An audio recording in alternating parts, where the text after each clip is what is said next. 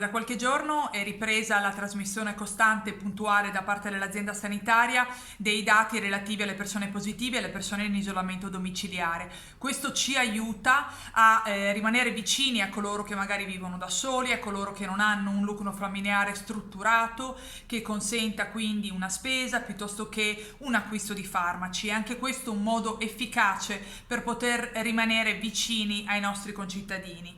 Un'altra novità che riguarda il comune di Fiume Veneto è quella della istituzione di un drive-in per l'effettuazione dei tamponi.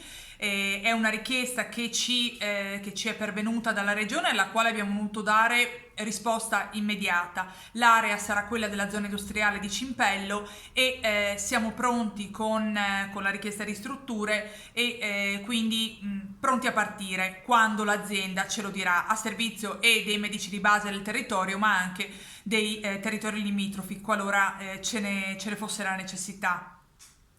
La vita, diciamo, fiumana, quella viva del mercato settimanale, viene mantenuta. È un mercato che già risponde alle richieste del DPCM e anche di questo ultimo DPCM, quindi il mercato proseguirà regolarmente.